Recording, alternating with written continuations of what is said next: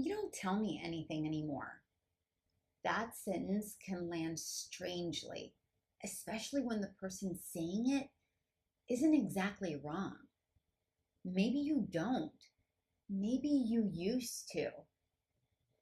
Maybe there was a time when something happened and they were the first person you reached out to. It used to feel natural to bring any little thing to them. And then somewhere along the way, that changed. Not overnight.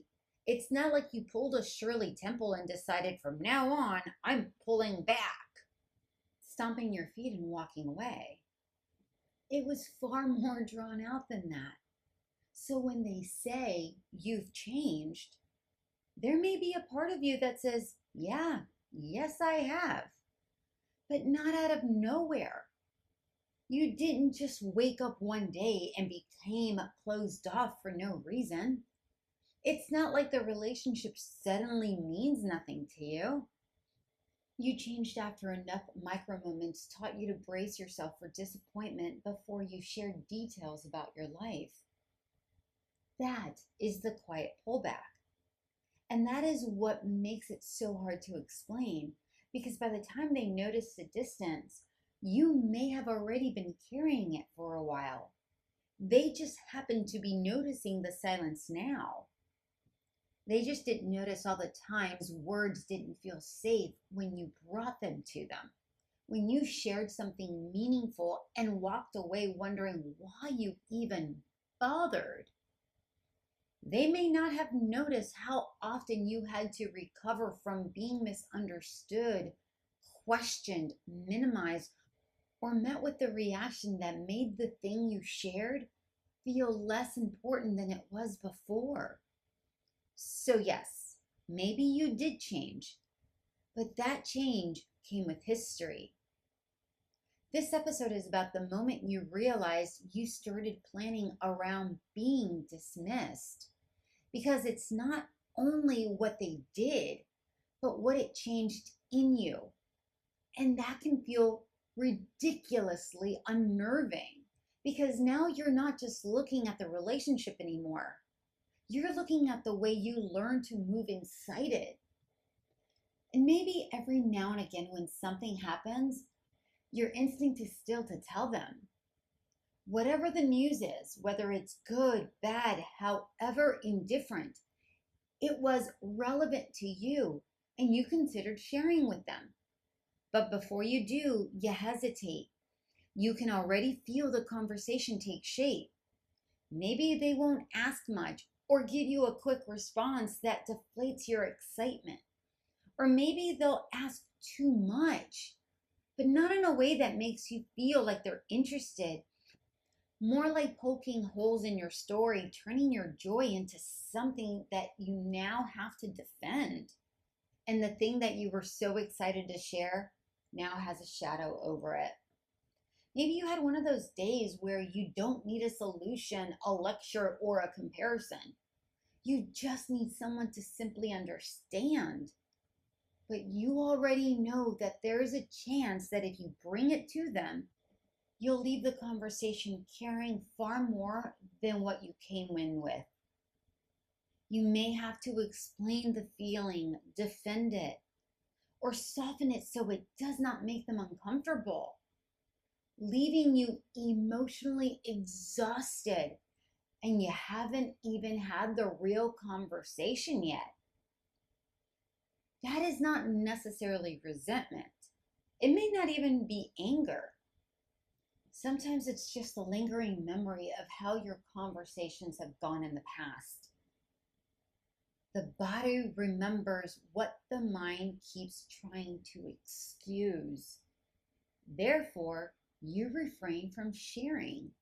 And from the outside, it doesn't look like there's anything ailing the relationship. But inside, something settles heavy. The way your soul feels when a part of you is being dismantled one brick at a time. Because some part of you wanted to share. Some part of you still hoped that maybe this time would feel different. But you choose silence. And the next time, silence comes easier. And after a while, not sharing stops feeling like a decision. It becomes the routine created from each accommodation you made for them. This is why the quiet pullback can be so difficult to catch as it's happening. It does not always feel like you're pulling away. It feels like you're trying to keep the peace, or feeling like you learned how to work around them. But having to work around people is often how the quiet pullback begins, because you start arranging yourself around someone else's limitations. You begin to know what not to bring, which details to omit, so not to ruffle their feathers. And at first, maybe that feels like a skill or even maturity. And they are in some ways, but after a while, it becomes something else. Because you're no longer simply choosing your words. You're pre-editing yourself before the conversation has even started. And then one day you realize this isn't just you becoming private.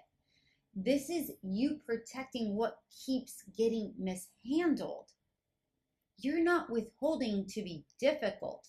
You're preserving the parts of you that felt bruised after too many of these interactions. And that's quite the distinction. Listen, closeness does not automatically mean capacity. That is a hard fact to swallow. Yet it is true that someone can be close to you and still not know how to hold your joy. They can care about you and still become uncomfortable when your life starts expanding in ways theirs has not. Some people cannot celebrate you because your joy brushes against something unresolved in them. And some cannot sit with your sadness because their own pain takes up too much room inside them, leaving no space for you. That does not mean envy makes them bad, nor their sadness make them wrong. It does not mean every poor response is intentional. People carry things they haven't named yet, which can leak into the way they respond to you. And it may come off as criticism when you need celebration. It may come off as silence when you need presence. It may come out as questions that sound reasonable on the surface, but instead make you shrink. And after enough of those moments, you learn when someone is asking because they want to understand, and when they're asking because they need to bring the moment down to a size they can tolerate. You know when something sacred in you is safe in someone's hands, and when it isn't. Once you know how someone tends to meet you, you cannot unknow it.